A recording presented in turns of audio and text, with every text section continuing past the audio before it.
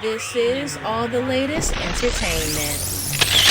Hey everyone, welcome to All the Latest Entertainment. I'm Tiara Marie, and today I'm here with comedian Ali Siddiq, aka the King of the Storyline. We're here today at Helium Comedy Club, where he just performed several sold out shows. So first off, Ali, congrats on that. How does that feel?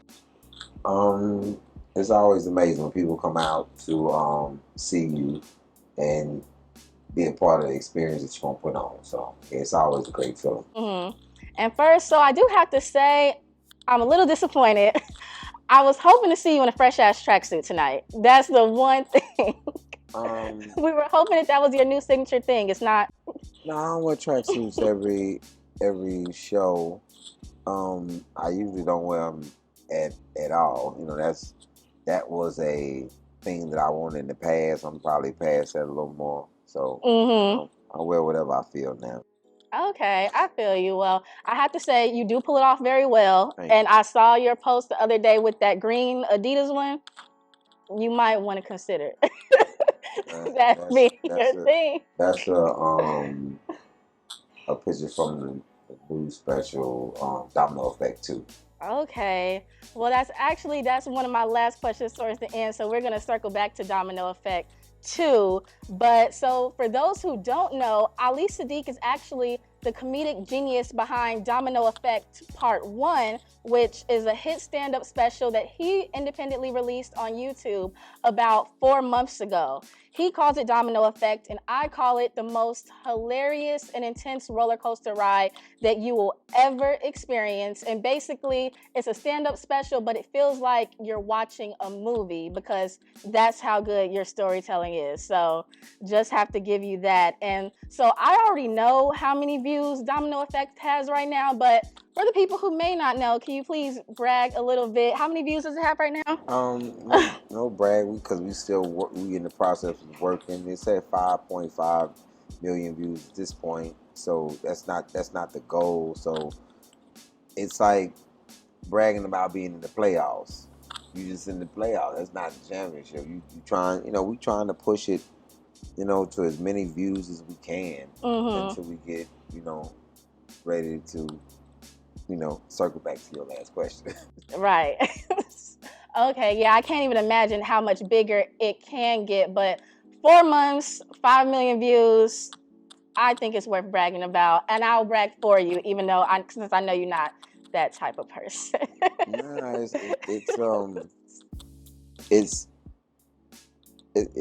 we announce it because people feel that it's a feat, but it is because it's one of the stepping stones to. You can't get to 6 million unless you get to 5. You can't get to 10 unless you get to 5. So we happy about 5, but it's not the goal. Exactly. It's one of, it's kind of like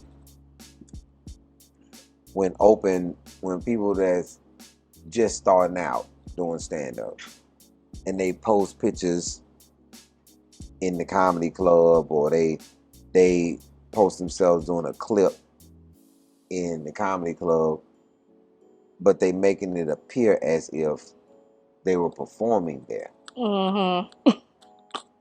In the aspect of that, it was the weekend. Yeah, I get you. It was actually a Tuesday night, and I get it, but I didn't do it. Right. So I don't understand it. You know what I'm saying? So yeah. I don't understand, like, what does that get you? Because you're not ready. Right. You're doing open mics to get ready. Exactly. And just say what you're doing and brag about what you're doing. Don't make it bigger than what it needs to. It's nothing to actually show. Because even if you show that, it won't look like that in the next 2 years if you still saying it. Right. Because it has developed. It's like you showing somebody the ingredients. Oh, I got the ingredients. Like, okay, but what you gonna make with it though? You see these ingredients? Now, these are the best damn ingredients you ever want to see right here. And you're like, okay, but if I can't taste it, then I got the salt, I got the pepper, I got the meat, I got all this. and what's it gonna do for me? No, I But get you. is it the dish? No, it's not the dish. But I Exactly. got the ingredients though. You got to respect that. Exactly. Why? Because the grocery store had the ingredients too. No, I totally get you. And there is something to say about, like, I just think, especially in the social media age, it's just so important for people to be honest and transparent. Because it's like, okay, How if can you're, they be? How can they? I know. It's like an oxymoron. How can they be transparent? But it's like, I feel like it's one thing for somebody to document their journey. It's like, okay, we can appreciate that. You're an up and coming comedian, you're documenting your journey, and be honest about it. Don't do it as a flex. Don't make it seem like, oh, like you aren't, you're the opener. Okay, that's good. Or you're doing an open mic. Okay, that's good. When do you document a journey? As it's happening. No. That's not what you show. Mm. Nobody shows practice. Mm. Nobody shows practice. Mm-hmm. Because you know why it's not honest to show practice? Because you're not gonna show when you get booed. You're not gonna show when you burn the cake. So you're not documenting the journey. Mm. Okay. I can respect that. You're trying to. This is the problem with a lot of people is this. I gotta put something out. Mm-hmm.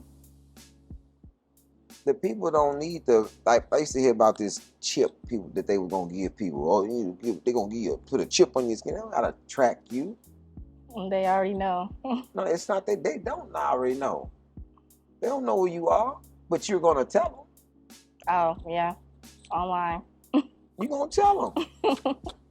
You're gonna tell them everything you're about, everything you do, everything you believe, and that's why they're able to push things to you, because you already told them what you're about. You're not even allowing yourself to grow because you already put in cement what you're about. Exactly. So where's the human in you? Because humans develop, humans evolve. Right. So what are you showing me? You showing me when you showing me the parts of you that you want me to see and want me to believe that you develop. But what about when you don't want to develop all your mistakes? You want to document that. Right. And yeah, no, that's true. Most people definitely won't. So this is the thing about being addicted to viewership. Mm-hmm. You start to become undeveloped in thought because you become a prisoner in what you put your feet cemented in. And so you can't backtrack. Right. Yeah. And now you in this cycle of being married to that image that you put out there. Right. But you evolved. You don't think the same no more because now you've got different information, but you still got to keep selling that.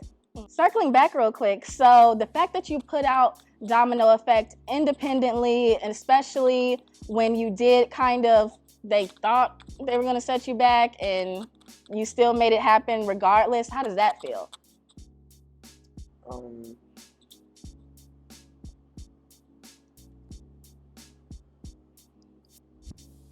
I think that the way that I operate,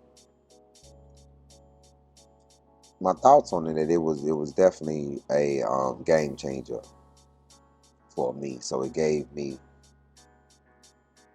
more steam to the vision that I already had, because we initially was putting it out the way that we did, and the fact that it happened and people honestly went and watched it as if we didn't have any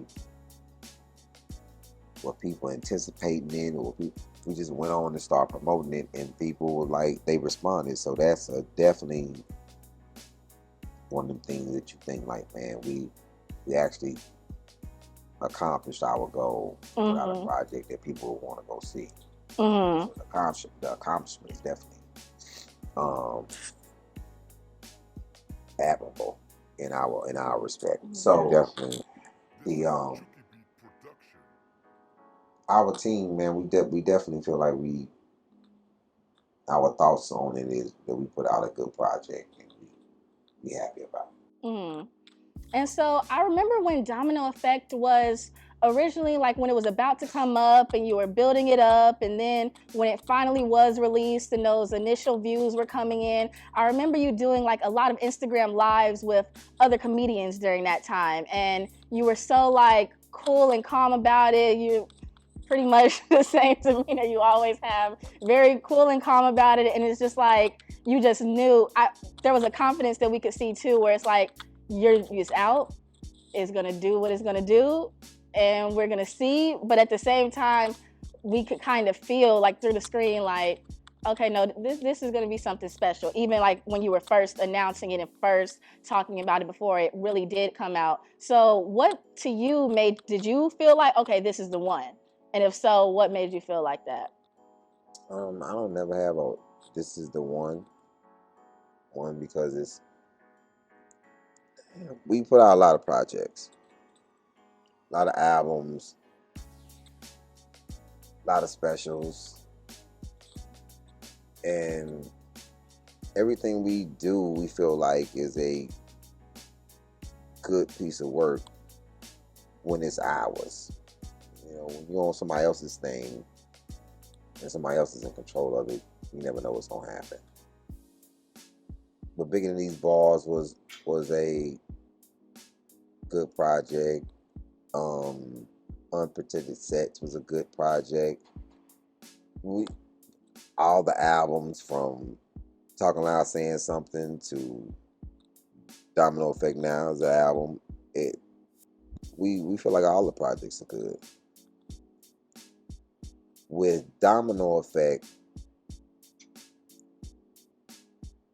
we don't feel a way about it outside that it was honest. Okay. That's the thing that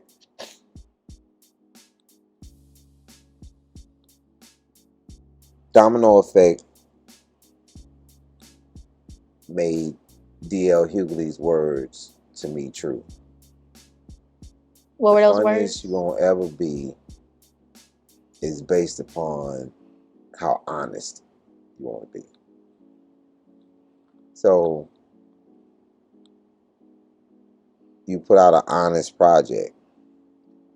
Bigger Than These Balls was an honest project, but it was in the control of somebody else's hands. Right. So the people couldn't get it. People couldn't see it. There's people now that just saw it. And like, yo, I just saw that special you put out. I'm like, that's 2019. And you're a little late. It's like when people ask me about, and they not late because it's their first time seeing it. That's because true. it was in the hands of another network. Right. So just like when it comes to